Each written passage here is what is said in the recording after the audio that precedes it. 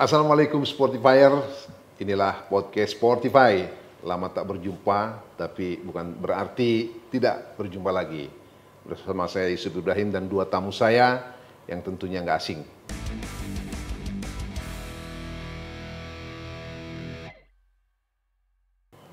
Bung Akmal paling ujung.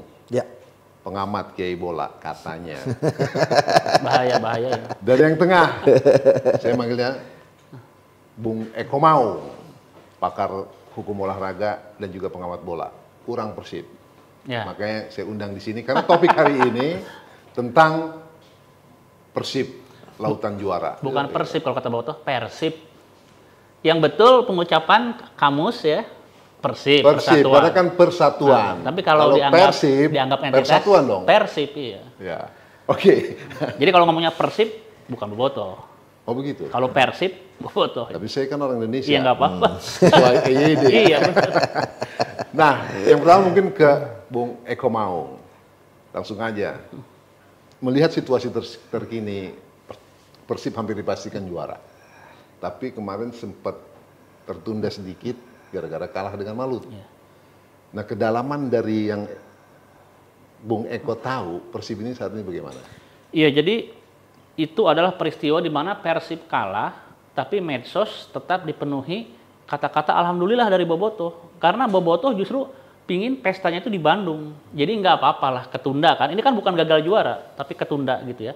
Jadi nanti waktu lawan Barito, wah itu mereka yang ke stadion tuh betul-betul udah tahu nih saatnya di sini nih. Saya nggak tahu piala belum boleh dibawa ya. Piala belum boleh, tapi mungkin buka kaos ganti champion 2025 mungkin udah boleh. Jadi selebrasinya gitu. Jadi kemarin saya pikir kalau masalah permainan ya, Persib sampai kalah kan kita juga lihat Malut bagus ya, disiplin, terus transisinya juga bagus itulah. Coach Imran luar biasa. Ya, tapi maksudnya kemarin itu adalah kekalahan di mana Bobotoh nggak terlalu pusing juga, biasa aja gitu. Ya karena memang juga juara sudah di depan mata. Iya. Dan menurut saya itu nggak terlalu. Tapi kan pestanya katanya sudah disiapkan oleh. Oh udah kejadian Pak Jumu. kemarin walaupun oh ya itu kan Pak Jumu pastilah ya. Pesta bisa berapa hari berapa malam kalau Pak Jumu ya.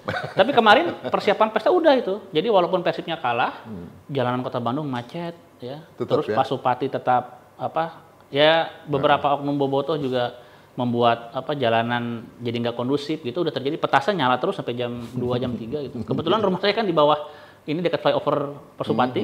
Jadi sampai pagi itu masih pada konvoy itu. Oke.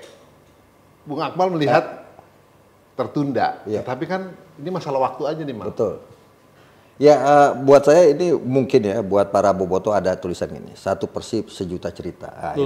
Itu cerita tentang Bobotoh, bahwa Bobotoh dan Persibnya saat ini adalah menantikan satu saat di mana mereka menikmati juara dengan sebuah rekor baru di mana kompetisi dijalankan dengan kompetisi penuh, karena sebelumnya 3 juara sebelumnya selalu Persib juara dengan final semuanya kan. 1994, 1995, kemudian 2014, 2023, 2024 dan sekarang baru pertama kalinya Persib juara dengan kompetisi penuh, dan ini pasti dinanti oleh para Bobotoh untuk jadi nggak seperti musim lalu ya? Iya, untuk membuktikan bahwa mereka memang benar-benar bisa juara tanpa adanya sistem final itu gitu. Dan ini yang menurut saya catatan yang mungkin ingin dirayakan oleh para Bobotoh. Jadi May Day itu akan terjadi 9 Mei 2025 ya, di mana ketika Persib menjamu Barito Putra, saya pikir segala bentuk selebrasi sudah disiapkan gitu kan. Bahkan kalau saya bercanda gini, kalau bisa Persib menangnya 4-0 lawan Barito itu akan sangat keren gitu. Ketika angka 4 kemudian turun ke dadanya Persib dengan bintang 4-nya sekarang gitu. Dan itu akan menjadi catatan luar biasa. Karena memang Persib ini juara ya, tapi banyak yang saya nggak tahu nih obrolan ini sampai ke Kota Bandung nggak. Cuma kalau misalkan omongan ini nyampe ke Kota Bandung ini akan membuat mungkin Bobotoh ini panas juga ya, nggak suka gitu. Tapi kalau di Jakarta itu memang beredar omongan walaupun Persib juara 3 kali tapi bukan juara sejati katanya, karena bukan diperoleh dari unggul-unggulan poin kan. Paling simpel gini lah, juara tahun kemarin kan yang unggul poin Barito, Borneo yang poinnya paling tinggi gitu ya. Nah, jadi ya tahun inilah pembuktiannya. Terus istimewanya lagi di rumah sendiri perayaannya gitu. Kalau sebelumnya kan di Palembang, di Madura, kepastian juaranya ya, Jakarta. sama di Jakarta. Jadi memang sesuatu yang dinanti lah ini. Dinanti. Pecah nanti ya pestanya. Iya, udah mulai retak kemarin juga kan, bocor dikit-dikit. Itu juga udah bikin pusing sebetulnya ya. Oke. Nah kemudian tadi saya masih penasaran dengan kedalaman situasi internal Persib saat ini. Ya memang mereka juara gitu lah, hampir pasti juara. Bung Eko melihatnya sejauh ini Persib itu memang sudah ideal nggak sih sebagai sebuah tim yang sering juara seperti Bung Akmal bilang tadi udah sekian kali, bahkan topik dari podcast kita ini saya itu bikinnya Persib Lautan Juara karena orang Persib itu orang Bandung, orang Jawa Barat tuh banyak juaranya, banyak tuh juara cewek-cewek cakep, juara artis juga banyak dari sana. Apalagi itu juaranya? Juara ini. Punya gubernurnya juga. Oke, keren sekarang. Juara kuliner. Ah iya? Gimana, Bung Eko? Jadi yang namanya Persib ya dari dulu nih, sebelum era Liga 1 ya. Sebelumnya era Liga 1, dari zaman APBD-an kan selalu menjadi favorit juara gitu. Indikatornya simple karena dari dulu ya walaupun pakai APBD tapi kan Persib kan APBD-nya juga gede terus kan. Puluhan M ya dari Pemkot Kota Bandung, makanya dia bisa beli pemain oke lah ya, makanya selalu jadi favorit juara ya di awal musim kan, dalam kenyataannya kan rontok gitu ya. Nah, apalagi ketika masuk ke era tanpa APBD ini ya, dengan kekuatan finansial bisa dikatakan kan salah satu yang terbaik ya, nggak pernah nunggak, terus juga ada konsorsium ya, jadi terkait pendanaan ya walaupun tentu saja penggunanya kan terukur ya, bukan berarti dihambur-hamburkan, tetap rasional terukur, tapi kan itulah paling simpel ya. Kalau ingin ngelihat favorit juara, ya kita lihat materi pemain. Dan Persib kan nggak pernah materi pemain itu di bawah rata-rata nasional gitu. Kalau ada ujian nasional, Persib itu selalu di atas rata-rata nasional materi pemain.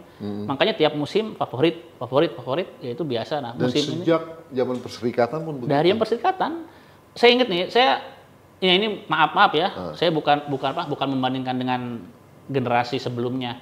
Saya masih ingat 1-2 musim di mana Persib itu pemainnya dianggap pemain-pemain yang biasa banget. Itu terjadi di tahun 99 2000 ya, waktu disponsori oleh Bank Nasional. Salah satu Bank Nasional. Dulu tuh pemain timnas satu-satunya cuma Yaris Riyadi dulu ya. Sisanya pemain yang biasa banget lah. Dan memang terbukti kan ketika pemainnya di bawah rata-rata nasional, Persib itu kalah di kandang tuh dari Persija tuh, ya, kayak gitu-gitu jadi bikin nggak kondusif juga gitu. Tapi kalau sekarang kan di atas rata-rata nasional ya, ini on the track semua kan, sampai memastikan juara itu ibaratnya belum di pekan terakhir gitu. Oke, Mal, pengamat yang ngelotok Liga Indonesia saya anggap. Jadi siapa yang paling menentukan ini Persib juara? Ada Bojan Hodak coach, ada bintang-bintang yang maklok, Siro Alves segala macam dan yang lokal juga, ada supporter. Nah, situasi kondusif yang seperti apa yang membuat Persib juara? Ya, yang pertama kita harus akui bahwa ini salah satu peran sentralnya ada di Bojan. Bojan ketika pertama kali menggantikan Luis Mia, kan kondisi Persib juga sedang tidak baik-baik saja waktu itu kan, ada di papan bawah, bahkan ada di peringkat 17 ketika Bojan mengambil alih posisi Luis Mia. Tapi kemudian Bojan bisa mengubah performa Persib dari yang bermasalah menjadi langsung langsung tampil luar biasa ya. Bahkan musim lalu di tangan Bojan itu Persib hanya sama dengan musim ini, hanya 3 kali kalah. Hanya 3 kali kalah. Ketika itu Bojan kalah dari Persis, kemudian kalah di kandang dari Persik Kediri, kemudian kalah dari PSS Sleman. Nah sekarang kan juga 3 kali kalah kan, kalah dari Dewa United, kalah dari Persebaya dan kalah dari Malut. Jadi Bojan ini sepanjang menangani Persib sudah melakukan loncatan yang sangat luar biasa. Bahkan sekarang masuk dalam daftar 3 besar pelatih sepanjang sejarah Persib yang meraih poin terbanyak. Bojan itu udah 130 menyamai rekor Robert Rene Albert. Nah tinggal posisi nomor 1 adalah Indra Thohir 200 poin. Posisi nomor 2 adalah Jajang Nurjaman dengan 156 poin. Artinya Bojan di sini adalah salah satu pelatih yang punya peran sentral membangun Persib. Bahkan kalau bisa dikatakan pelatih asing paling sukses, Mas Eko. Ya kan 2 kali membawa Persib juara, rekor ini sama dengan Indra Thohir. Tapi Indra Thohir bedanya dia bawa membawa Persib juara berturut-turut dengan di Perserikatan, habis itu langsung ke Liga Indonesia 94-95. Kalau Boyan kan tampil juara dengan Liga 1 ini gitu kan, 2 kali juara dengan rekor yang sangat paripurna. Dan yang menarik dari tim Persib saat ini, Persib itu tidak memainkan sepak bola indah. Mereka lebih memainkan sepak bola pragmatis, sepak bola resultan. Bahkan dari sekian banyak kemenangan Persib saat ini, separuhnya Persib itu bahkan kalah ball position. Dan yang menarik dari Persib juga di eranya Bojan itu fisik sangat luar biasa ya.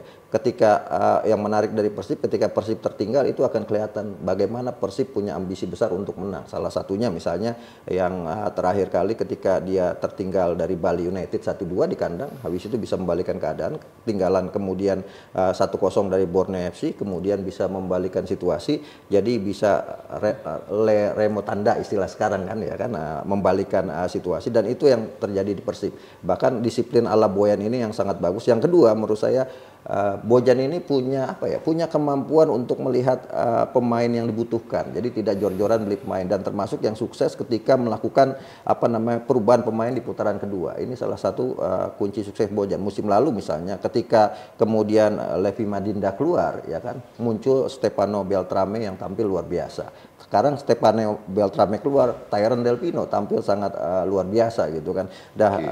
Kemudian ini yang kemudian menjadi kunci, ditambah memang sistem dari Persib saat ini yang memberikan kebijakan sepenuhnya kepada pelatih untuk mencari pemain sesuai dengan kebutuhan. Padahal musim ini Persib itu termasuk tim yang tidak pernah komplit.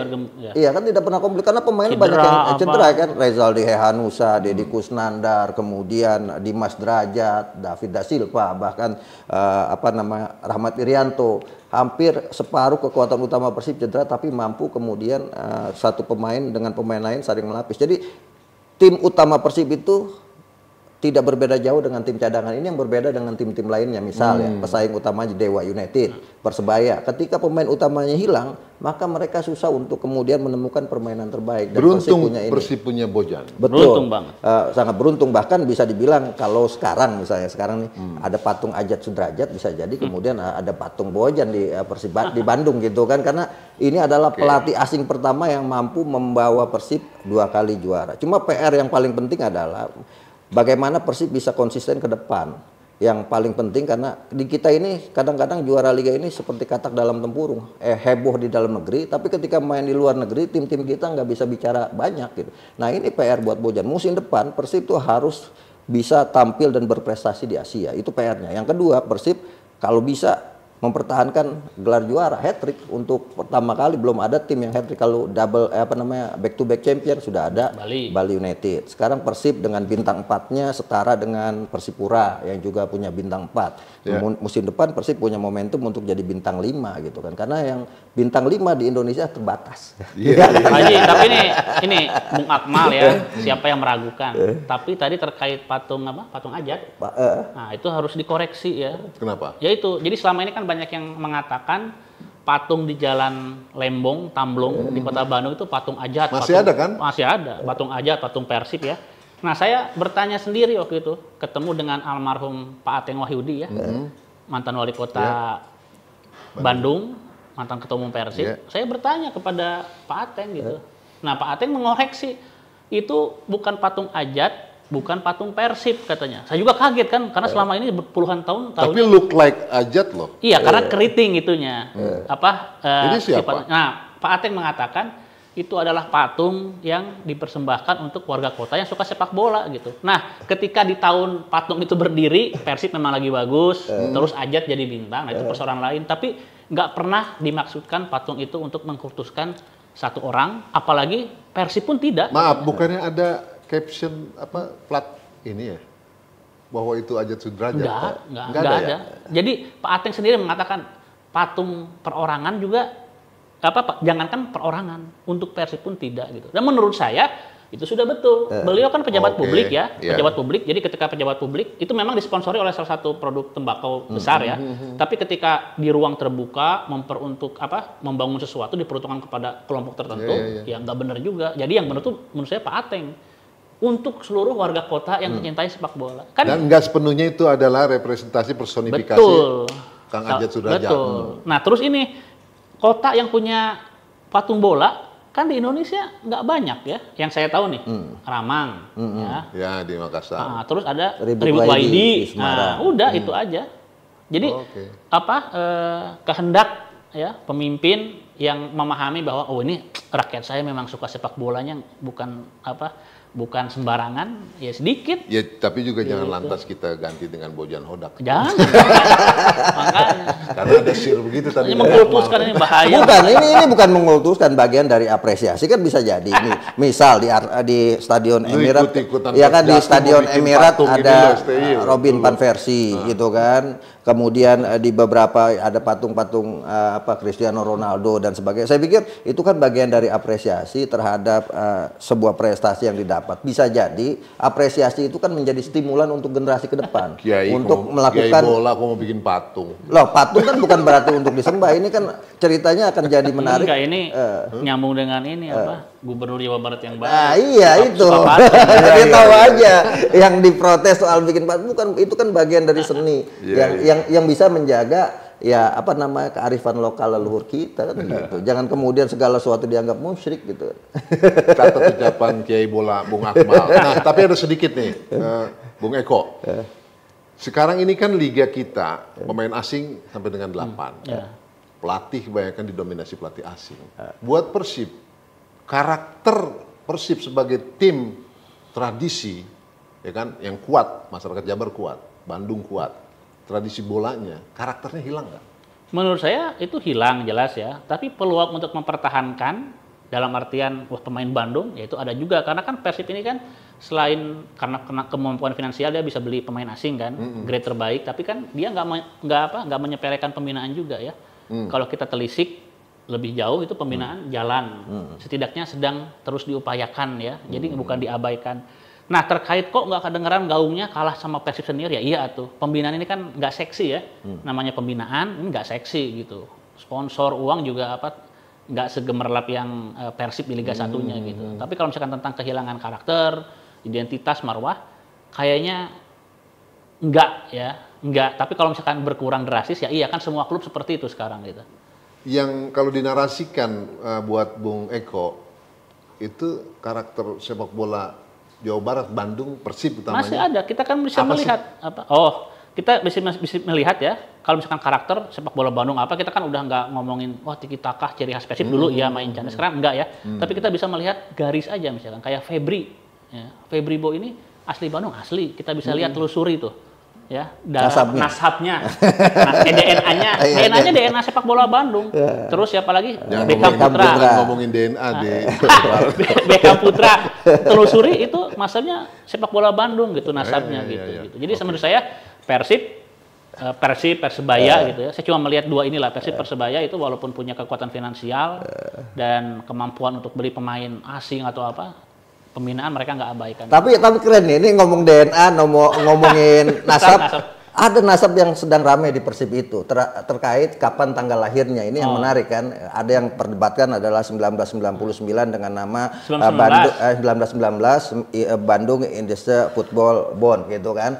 Karena ketika itu Persib kemudian menjadi bagian dari klub bola yang ikut mendirikan PSSI ya kan. Ada juga yang menyebut 1933 seperti yang tulis sekarang. Ini ada ini. Yang diusung 1933 ya? Iya, 1933. Tapi kemudian ada yang perdebatan di Bandung sekarang mumpung ada Eko gitu kan. Ada yang kemudian ingin mengembalikan Persib kepada era lahirnya 1919 gitu. Jadi kalau ditelusuri, orang pertama yang mengangkat isu ini saya waktu itu di zaman Covid.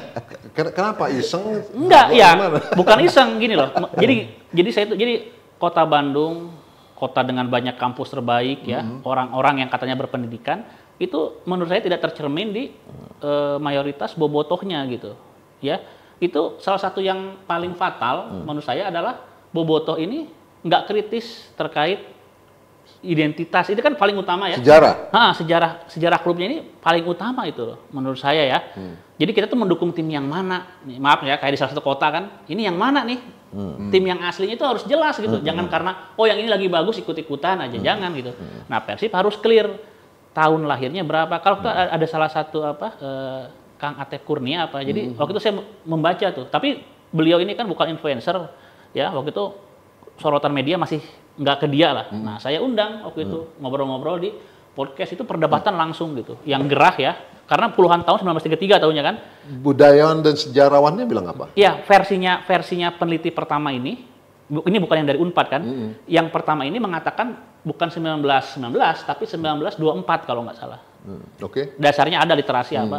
Nah, karena itu disambut mungkin sama manajemen ya, ternyata belum clear nih tentang tentang tahun lahir. Akhirnya dibuat satu tim lah sejarawan dari Unpad, ternyata konsensus nih. Iya, 1919 gitu kan.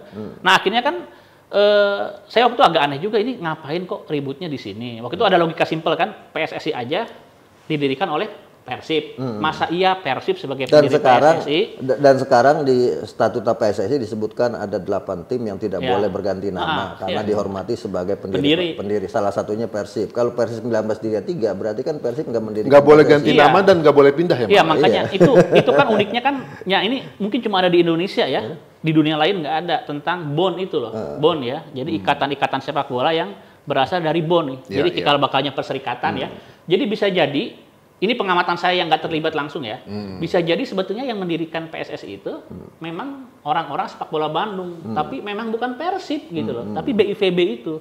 BIVB. Nah, ketika yang lain mengklaim, oh itu kan DNA saya tuh, intinya kan darahnya saya, diklaim aja kan, oh itu ada Persija, Persebaya apa? Iya, sama Surabaya juga seperti itu kan, namanya Surabaya Indies tapi tahunnya kan mereka lebih tua 1927, kan? Kemudian Persija 1928. Jadi Persib kalau 1933 itu lebih muda dari Persija dan Surabaya. Daripada yang didirikan kan. Nah, itu mungkin mengganggu. Karena sekarang 92 tahun kalau berdiri 1933. Kalau kemudian 1999 berarti 106 tahun, umurnya udah lebih dari 1 abad. Iya, betul. Makanya sebetulnya nerima kan para sesepuh di Persib ya, para senior-senior kan nerima, oke lah yang mendirikan PSSI memang bukan Persib tapi BIVB-nya. Sedangkan kalau kita bicara Persib memang yang 1933. Nah, tapi kalau kita ambil jalan tengah deh, apakah di Persib semakin kondusif? Titik temunya belum ada, tapi kondusif iya. Kenapa coba? Itu kan ada kafe Persib ya, asalnya kan 1933, diganti 1919. Tapi kalau hari ini kita ke sana cuma nggak ada tahunnya.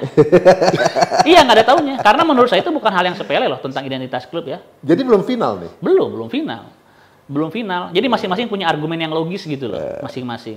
Nah, walaupun kalau kita ngomongin jalan tengah adalah oke, yang mendirikan PSSI bukan Persib nggak apa-apa gitu. Makanya ini perlu dibawa ke ahli nasab. Biar nasabnya jadi benar gitu. Tapi maksudnya di sini, Persib juga menurut saya PT PBB, manajemen Persib juga kurang elok, mengingkari sejarah juga.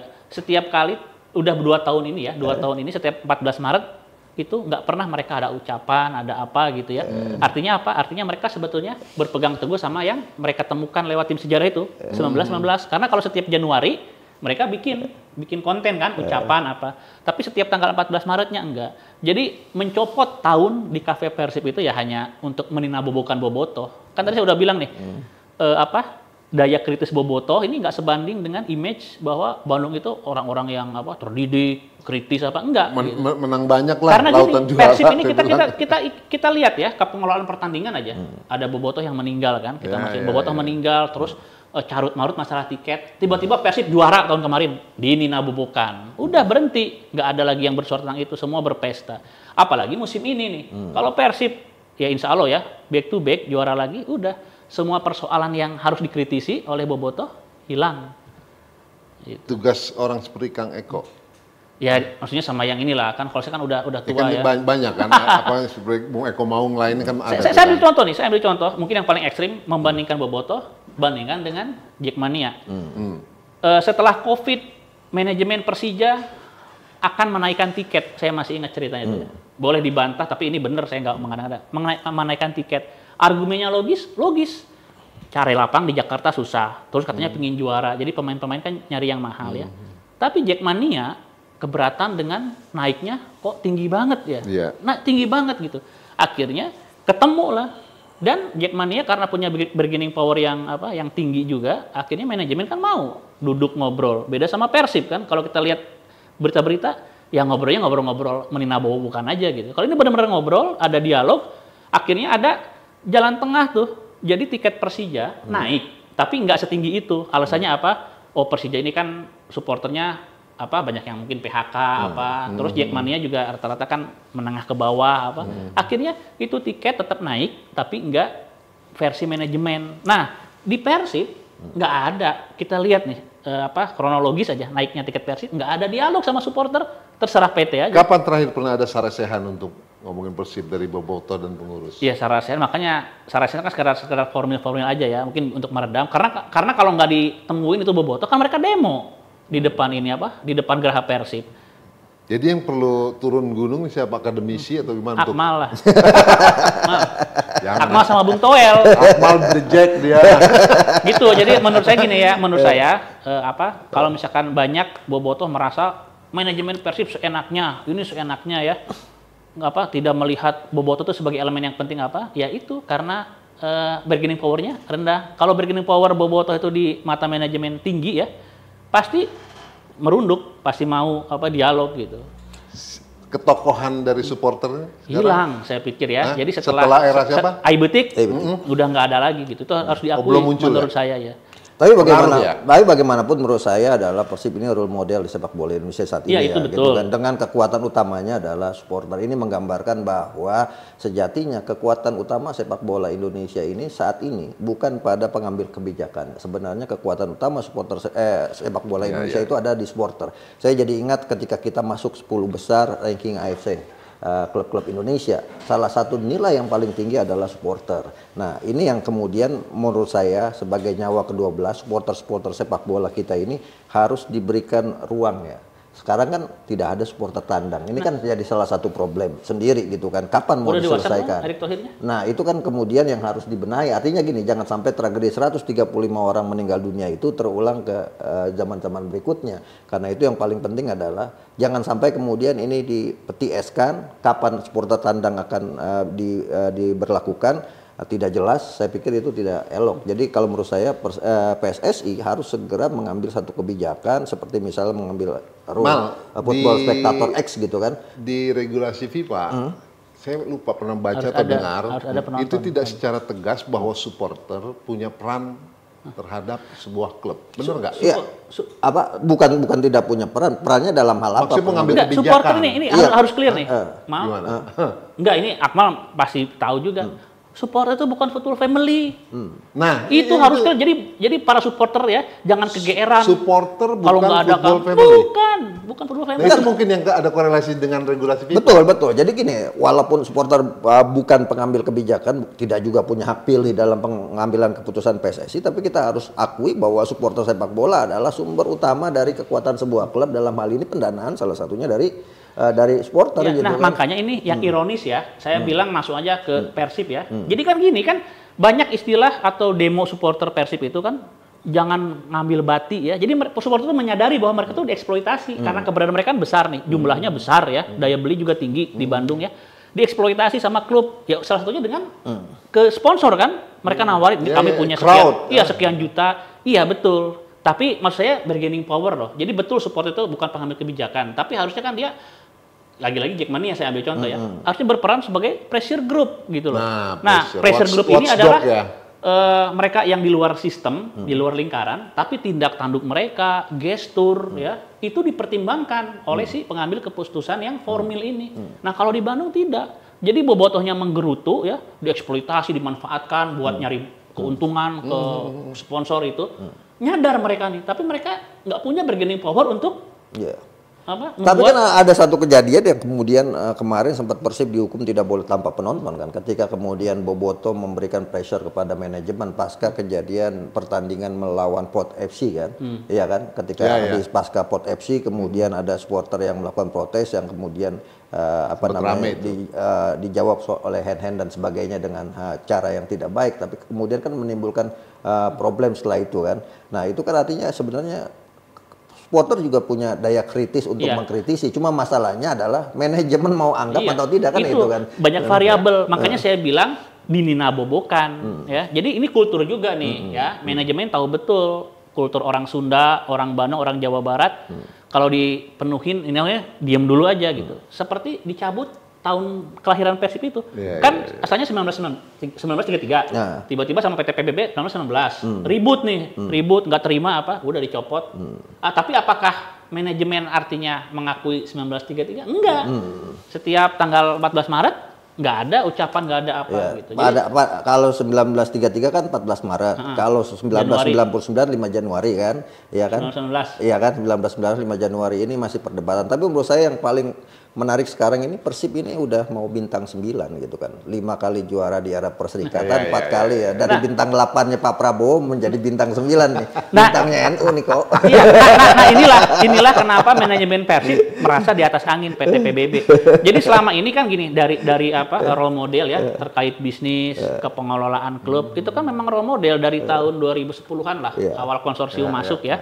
Memang jadi role model dibandingkan sama klub yang lain jomplang jauh. Benchmark. Tapi mereka selalu bisa dihajar sama Bobotoh karena nggak ada prestasi. Karena gini, pengelolaan PT ya, dalam hal ini PT sepak bola atau proses sepak bola, itu percuma Anda, kan gini, logika PT, indikator sukses apa? Simple, yaitu jumlah pemasukan jauh lebih banyak daripada pengeluaran. Nah, tapi kalau kita bicara PT-nya sepak bola, selain laba, itu harus ada prestasi, harus juara gitu loh indikatornya. Nah, sekarang PT PBB di atas angin gitu. Jadi Bobotoh mau ngomong apa lagi nih? Nah, sekarang kan tinggal kami prestasi udah punya. Tinggal gitu. Belum prestasi kan dalam negeri, yang luar negeri yang harus didorong. Jadi Persib musim depan. Jadi Anda komparasinya dengan mana Mal? Apa? Dengan negara mana? Dengan yang paling dekat aja Malaysia, JDT lah. Singapura juga kalau nggak salah ya.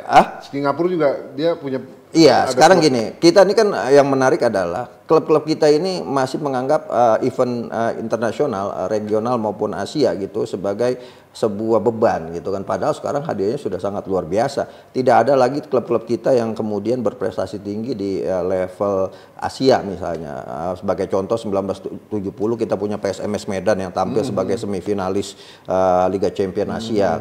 Kemudian di perebutan kalah dari Daewoo. Kemudian ada Kramayuda 3 Berlian, pernah jadi peringkat ketiga, kalahkan Aleppo Suriah di perebutan tempat ketiga. Kemudian terakhir Pelita Jaya peringkat ketiga juga di Liga Champion Asia dengan ketika itu mengalahkan April 25 klub dari Korea Utara.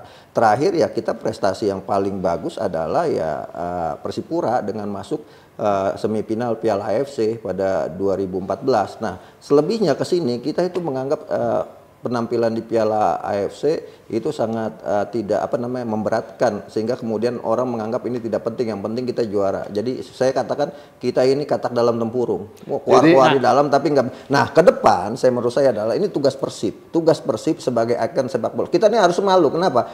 Di level misalnya AFC Challenge League yang masuk final klub Kamboja, makanya ranking AFC kita di level klub itu digeser sama Kamboja. Kita nomor 25, Kamboja nomor 24. Padahal dulu kita masuk 10 besar Asia di AFC. Makanya kita nggak dapat slot langsung AFC Champion League Elite saat ini. Kenapa? Karena ranking klub kita sangat rendah. Misalnya lagi di AFC Champion League 2 level 2 ada Sailor City ada Lion City Sailors yang masuk ke final, ya kan? Nah, padahal Lion City Sailor itu satu-satunya klub yang dikalahkan oleh Persib di babak penyisihan grup loh. Di kandang, satu-satunya tim yang bisa mengalahkan Lion City Sailor di kandangnya sendiri di babak kualifikasi hanya Persib, yang lain tidak bisa. Sekarang masuk di level itu. Misalnya Buriram sama JDT sudah masuk level elit 16 besar Liga Champion. Nah, kita ini harus jalan gerak ke sana, dan itu menurut saya beban itu, tanggung jawab itu besok harus diberikan kepada Persib dengan cara misalnya. Sebenarnya bukan cuma Persib, pada yang juara ya. Iya kan, besok kan Persib juaranya, ya, gitu kan. Artinya kemarin kita bisa memaklumi misalnya ketika Persib masih agak sedikit gugup, grogi, nervous main di level Asia karena sudah lama mereka tidak main kan. Terakhir prestasi Persib adalah 8 besar Asia kan, Liga Champion Asia 1995. Ketika itu saya ingat banget di babak kualifikasi Persib mengalahkan Bangkok Bank 2-1, kemudian Pasai City 5-2, kemudian sayang di babak 8 besar main di Stadion Siliwangi kalah 2-3 dari Verdi Kawasaki, kemudian kalah 2-5 dari Ilhwa Chunhwa. Itu Sintayong. Masih ada Sintayong di situ, kemudian juga kalah juga dari Thai Farmer Bank. ya kan dengan skor 2-1. Kemudian 2014 Persib tampil harusnya di Liga Champions tapi di kualifikasi kalah dari Hanoi TNT kan 4-0. Tampil kemudian di Piala AFC tapi di babak 16 besar kalah dari Kice. Nah, sekarang di penyisihan grup saya pikir ini udah waktunya ke depan Persib itu berpikir bahwa dia harus Asia gitu. Kayak JDT udah menguasai sepak bola Malaysia. Ya, Anda Mereka menulis begini Mal, Anda menulis begini, sepak bola ASEAN sebenarnya menjanjikan di Asia. Tapi tidak ada wakil Indonesia. Klub Kamboja Spring ke final AFC Challenge League. Klub Kalau Singapura, Dewa lawan klub Kamboja menang mana? Nah, artinya begini, itu kan menjadi PR buat yang juara, terutama sekarang saat ini. Persib. Bukan PR buat yang juara juga. Nah, terus bagaimana federasi atau operator liga? Jadi bagaimana apa yang perlu mereka lakukan simpelnya, agar peringkat Liga 1 BRI kan masih di bawah Vietnam juga, bawah Thailand. Sekarang kan gini, ke depan ini kita penting buat kita bukan cuma Persib yang harus mengubah mindset, tapi semua klub-klub Indonesia sudah harus berpikir, gua nggak boleh jago di level kandang. Visinya harus Asia gitu kan. Nah, ini juga harus dibantu dan didukung oleh PSSI dan juga LIB. Jangan sampai kayak sekarang kasus Madura United tampil, kemudian kasus Persib tampil di Liga Champion Asia level 2, AFC Challenge League, termasuk adalah PSM yang kemarin tampil di semifinal Asian Club Championship, tidak diakomodir atau tidak diberikan ke dispensasi jadwal. Yang menarik di Indonesia adalah Indonesia itu kompetisi cuma Liga 1, tapi repotnya bukan main. Sementara misalnya di Singapura itu ada 3 kompetisi, ada Liga Singapura, ada Piala Singapura, ada Piala FA-nya Singapura, di Malaysia juga, di Vietnam juga, di Kamboja juga, bahkan di Thailand ada 5 kompetisi. Tapi mereka tidak repot mengatur jadwal kita. Ini kenapa kita kemudian terlihat jadwal kita padat? Karena jadwal kompetisi kita ini stripping. Kayak sinetron setiap hari ada gitu. Sehingga itu kan bagian yang harus ditransformasi. Betul. Ya. Nah, masalah jadwal korelasinya dengan pihak keamanan. Enaknya kan setiap musim kompetisi itu 2 season ke depan itu udah ketahuan. Itu kan banyak. Iya, itu banyak variabel tuh yang Akmal bilang benar ya, support apa, dan ya kalau misalkan itu kan kalau saya lihat masih agak mending lah ya dari dulu. Ingat nggak? Belum jauh tuh. Tiba-tiba pertandingan di Lampung itu batal ya, waktu itu masih Badak Lampung kalau nggak salah. Gara-gara apa coba? Gara-gara stadionnya itu dipakai untuk perayaan ulang tahun Bandar Lampung. Udah gitu ada pertandingan di Surabaya juga batal karena bentrok sama perayaan Maulid Nabi atau apa ya. Nah, itu hal simpel gitu. Jadi di luar negeri itu ya, Akmal juga tahu mungkin. Waktu saya ke J-League aja ya, itu jadwal sampai 5 tahun ke depan, hari dan tanggal sama jam ya. Itu udah ada, jadi enak jual ke sponsornya juga. Ada kepastian, makanya mereka sponsor jangka panjang ya. Nah, di kita ini kadang-kadang sorry nih, bikin jadwal aja memang nggak becus. Gini, kecuali bencana alam ya, tiba-tiba ada gunung meletus, itu jadwal berubah, oke, force major. Tapi kan yang terjadi sekarang ini ada jadwal berubah terkait hal-hal yang bisa diprediksi. Kayak ulang tahun Bandar Lampung, ya semua aparat keamanan kesedot lah ke sana gitu. Terus tiba-tiba ada hari raya keagamaan, di mana kota ini selalu merayakan tiap tahun nih.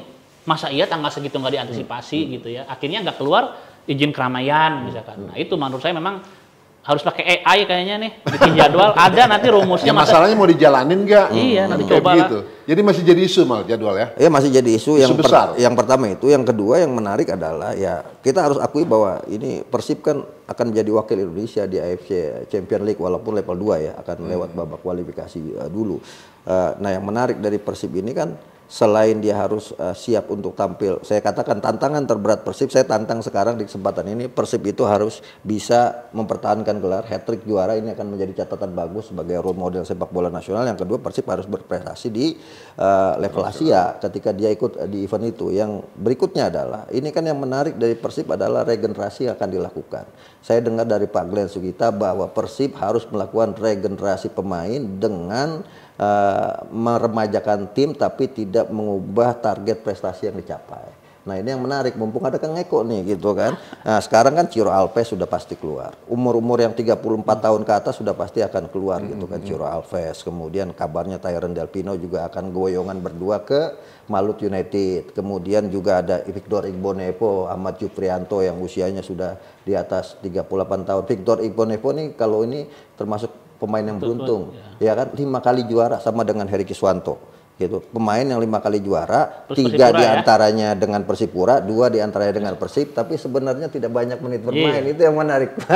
Ini yang namanya Keren, ya? pemain hoki. Gede milik. Oke, Bung Eko, ini udah menjelang closing, saya udah kasih aba-aba. Nah, jadi kepastian Persib nih nanti di melawan Borneo. Barito. Barito. sorry. Itu menang kalah pesta. Iya. Jangan kalah, kalau kalah kayaknya enggak ya. Jadi draw atau menang itu pasti itu. Jadi persiapan sudah dirasakan. Jadi bagi para bobotoh yang berbisnis jualan kaos, itu udah mulai PO ya, pesan, lalu juga berbagai kafe. Mereka tahu pertandingan ini kan stadion nggak mungkin menampung ya animo, makanya acara nonton bareng itu di semua ada itu. Dan instruksi dari birokrat nih, Wali Kota Bandung kan mengadakan acara nonton bareng di puluhan kecamatan gitu. Oke. Ya karena wali kotanya sekarang kan darah biru bener, Farhan kan, mantan pengurus Persib juga gitu kan.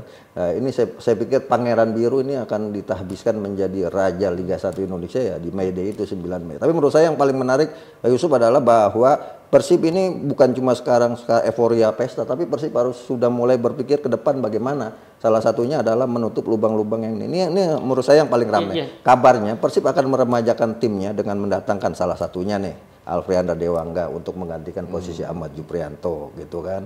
Kemudian ada Sadil Ramdhani yang akan menggantikan posisi. Ini udah ngomongin isu transfer nih ya. Iya, artinya ini kan udah menjadi isu, bahkan katanya ada beberapa pemain diaspora yang juga akan ditarik ke Persib. Lebih moncer dong. Iya, artinya ada Jordi Amat yang lagi tarik ulur apakah ke Bali atau ke Persib gitu kan. Kan saudara nih dua nih gitu kan. Nah, kalau Bali sama Persib ya, DNA-nya sama, nasabnya beda. Iya, DNA-nya sama loh. Pengurus-pengurusnya, terus komposisi saham itu sama. Yang beda nasabnya. Gitu ya. Kalau yang satu original, bahkan punya sejarah puluhan tahun, yang satu ini. Ya gitulah. Nanti yang satu Prabu Siliwangi, yang satu Kian Santang. Menarik memang bicara dengan kedua narsum ini. Malam nanti, sore ini ya, itu akan main Persebaya lawan Persik. Dan itu juga akan menentukan. Betul. Jadi Persebaya harus menang untuk menunda pesta Persib. Persebaya gagal menang, masih ketunda. Artinya kalau Persebaya menang, Persib boleh langsung pesta. Enggak, kalau Persebaya seri atau kalah, Persib bisa langsung pesta karena udah pasti juara. Tapi kalau kemudian Persebaya menang, setidaknya lawan Barito akan menjadi sebuah keharusan minimal Persib draw. Tapi menurut saya ini tantangan buat Persib, jangan sampai kemudian masa ya kalah. Yang kedua gini, Persib punya tantangan berat di musim ini adalah bisakah Persib, karena selama ini belakangan yang juara itu selalu di atas, poinnya di atas 70. Sekarang Persib 64 dengan 3 pertandingan sisa. Persib harus, kalau memang Persib benar-benar klub super dan hebat, maka Persib harus punya poin 70 atau di atas 70. Oke, itu kata orang yang bukan orang Jabar. Sekarang kalau enaknya bagaimana skenarionya, Bung Eko? Silakan. Ya kalau kata saya sih, saya menginginkan Persebaya menang. Persebaya menang dong lawan Persik ya. Maksudnya biar euforianya itu klimaks ya, klimaks. Nah, jadi jangan dipastikan hari ini. Kalau misalkan mau pesta beneran, nanti aja hari tanggal 9 ya waktu lawan Barito. Nah, yang kedua tentang poin harus unggul itu mungkin dari agresivitas apa. Cuma saya pikir justru Persib ini bukti bahwa ya challenge-nya memang di Asia ya. Di domestik dia udah terbaik gitu. Meninggalkan lawannya dengan perolehan poin yang jauh gitu ya. Bahkan saya tuh kemarin sering ngomong nih ke teman-teman, wah ini sebetulnya kurang seru nih liga sekarang ini. Persib kayak Ajax Amsterdam di tahun 90-an. Jadi Ajax itu beberapa kali itu juara meninggalkan Feyenoord sama dulu PSV ya. Feyenoord, PSV, AS Alkmaar itu duluan masih ada 6 pertandingan udah juara, 5 game lagi udah juara gitu. Nah, Persib kemarin kan nyaris-nyaris seperti itu. Cuma mereka tersandung di Malut, kalah dari Persebaya gitu ya. Kalau enggak kan udah seperti itu gitu. Nah, jadi ya dalam beberapa hal sepakat. Jadi tantangan Persib musim depan saya pikir bukan lagi di domestik ya, bukan lagi di Indonesia lah, tapi di Asia.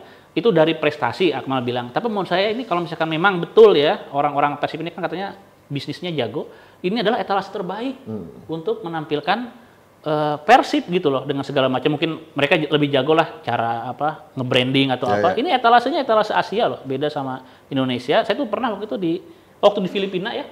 Di Filipina saya pernah menelusuri jejak Persib di Liga Champion kan, sampai ke kota Pasay City Ada yang tahu Persib, ada yang tahu udah gitu ternyata saya lihat lagi ada pertandingan itu lagi ngebahas pertandingan Liga Indonesia ada juga. Apalagi kalau misalkan main Persib di kancah Asia itu kan disiarin ya sampai seluruh Asia kan yang bisa ngakses. Kalau dulu mungkin boleh nyebut mereka, dulu kan ESPN doang, sekarang mah kayaknya enggak ya.